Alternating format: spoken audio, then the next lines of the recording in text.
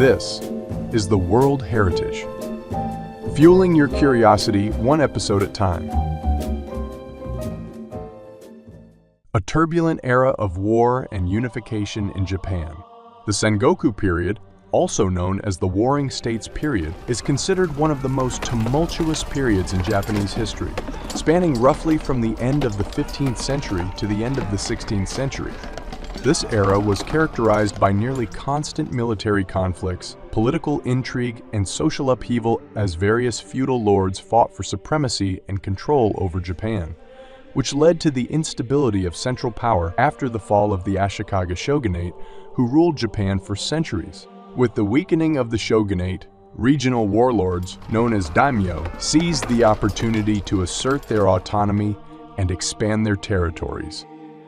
Japan during the Sengoku period was marked by the fragmentation of power, with numerous daimyo establishing their own territory and competing for dominance. This decentralization of authority led to a state of perpetual conflict as warlords sought to expand their influence and secure their positions. During the era, there was the evolution of military tactics and strategies as daimyo adapted to the changing battlefield conditions, such as the use of firearms, cavalry, and fortified castles became prevalent, revolutionizing the nature of warfare in Japan. During the Sengoku period, there were 7 clans that played the most important roles. It consists of the Oda, Takeda, Tokugawa, Imagawa, Uesugi, Hojo clan, and Mori clans. The Oda clan was led by Oda Nobunaga, one of the most influential daimyos of the Sengoku period. Nobunaga is known for his innovative military tactics and his efforts to unify Japan. The Takeda clan was headed by Takeda Shingen, and later by his son Takeda Katsuyori. The Takeda clan was based in Kai province. They were renowned for their cavalry and were fierce rivals of the Oda and Tokugawa clans. The Tokugawa clan was founded by Tokugawa Ieyasu, who eventually became the ruler of a unified Japan and established the Tokugawa Shogunate, which lasted for over 250 years. The Battle of Sekigahara in 1600 was a pivotal moment for the Tokugawa clan, solidifying their power. And the next was the Imagawa clan, initially one of the most powerful clans in the region, led by Imagawa Yoshimoto. However, they were defeated by Oda Nobunaga at the Battle of Okehazama in 1560, leading to their decline.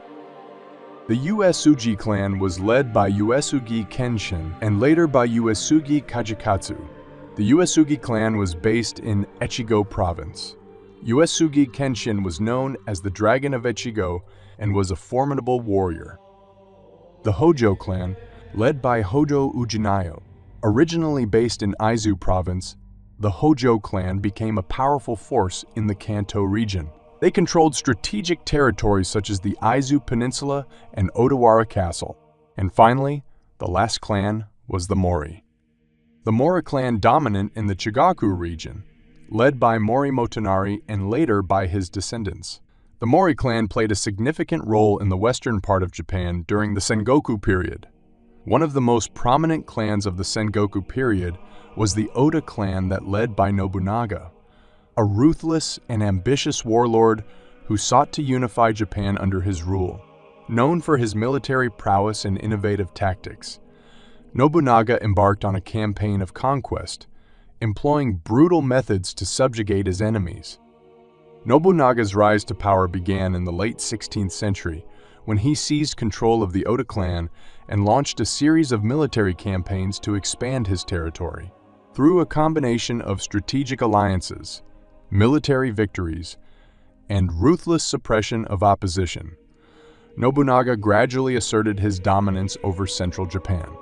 In addition to his military exploits, Nobunaga implemented significant administrative and economic reforms aimed at centralizing power and promoting stability within his domains.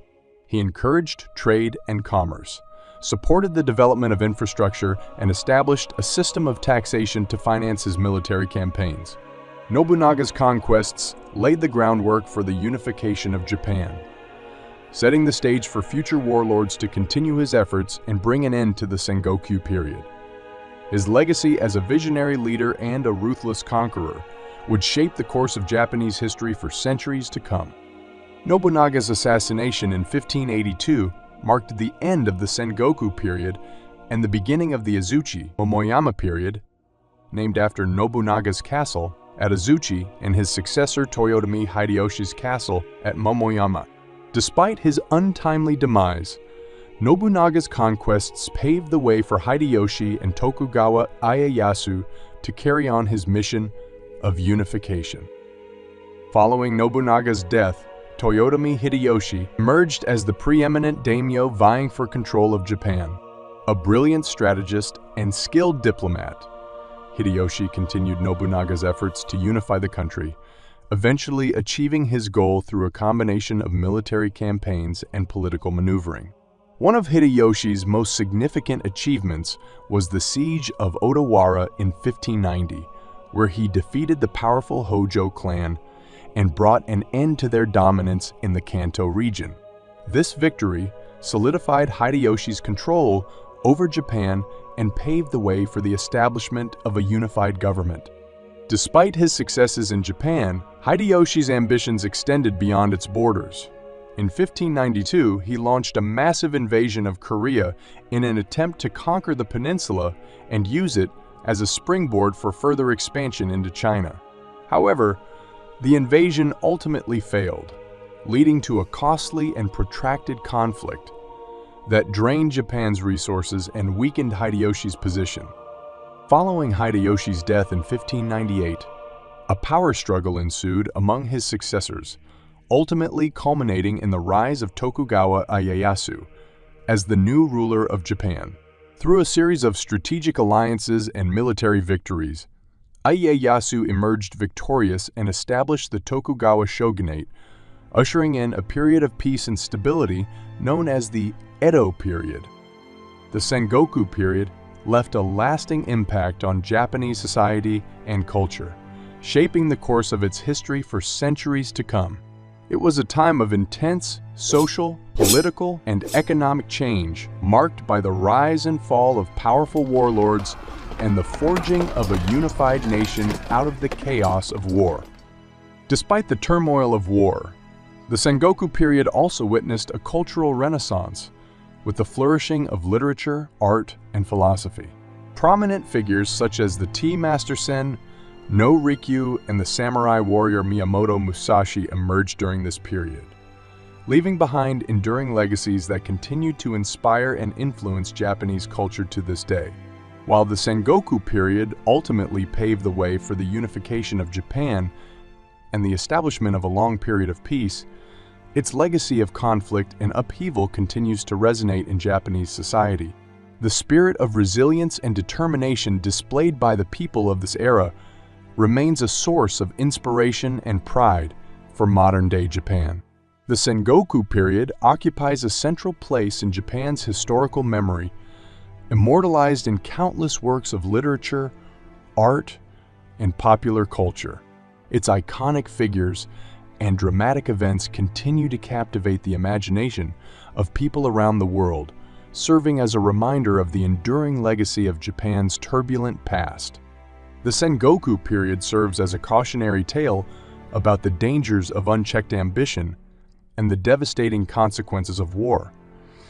It reminds us of the importance of diplomacy, compromise, and cooperation in resolving conflicts and building a more peaceful and prosperous world.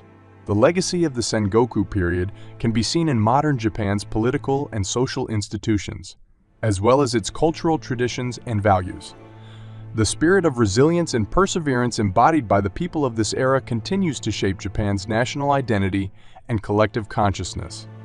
Ultimately, the Sengoku period is a testament to the human capacity for both conflict and unity, as well as the enduring quest for power and prestige. It reminds us that even in the darkest of times, there is always hope for reconciliation and renewal, and that from the ashes of war, a new era of peace and prosperity can emerge. If you like my video, don't forget to hit the like button and subscribe to my channel. Thanks for watching.